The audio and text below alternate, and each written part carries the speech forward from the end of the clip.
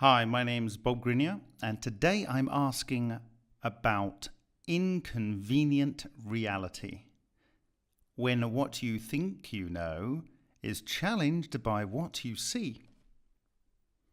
On March the 30th, 2002, whilst in the base of the South Tower, the fireman in the yellow in this picture found and brought an item to the photographer who took this picture, Joel Meyerowitz. That object Joel is holding in his hand here. In the video from which this comes, he says, "It's a Bible, melted to a piece of heart-shaped steel." Now, just think about that for a minute. Just think about what he's said. It's a Bible, melted to a piece of heart-shaped steel. Here's a close-up. Now, if that wasn't strange enough, or maybe you don't get why it's strange, the particular section from the Bible, the page that was open, was Matthew 5:38-39. "Ye have heard that it hath been said, an eye for an eye, and a tooth for a tooth.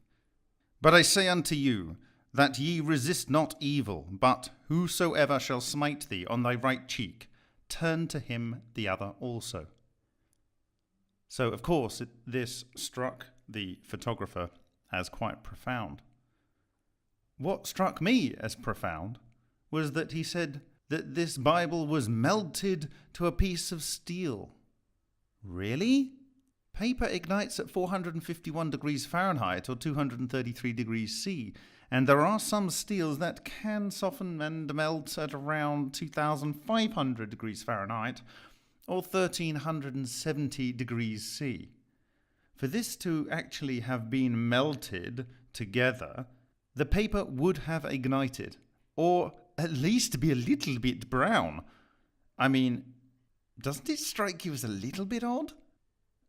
Anyway, by 2010, he was dealing with the curators of the 9/11 Memorial Museum in Lower Manhattan, and he decided that probably it was better to share this. And the picture on the right here is from its display in the 9/11 Memorial.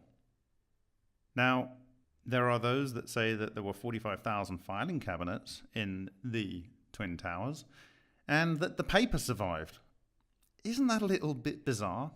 I mean, if I was to take a book, I'm not saying a Bible, but if I was to take a book and pour jet fuel all over it, and pour jet fuel all over a piece of steel, and set light to them, which do you think would melt and which do you think would burn? Well, I think neither of them would melt, and I think probably the paper would burn. But here we have a bizarre situation where it's not even singed. In his own words, melted. What, the paper's melted? Don't think so. So what other phenomena can we see where cellulose is not browned or burnt by interaction with melted metal? Well, John Hutchison demonstrated this.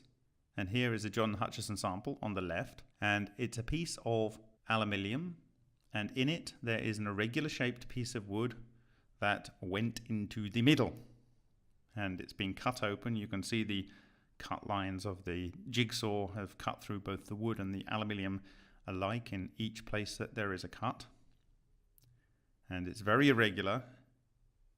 And on the right you can see 60 times magnification, and right the way looking into that you can see the wood is not affected at all by aluminium that melts at 1220 plus degrees Fahrenheit or 660 degrees plus centigrade.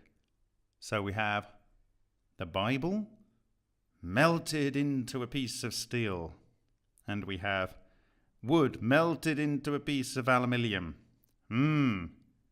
Jet fuel or something else?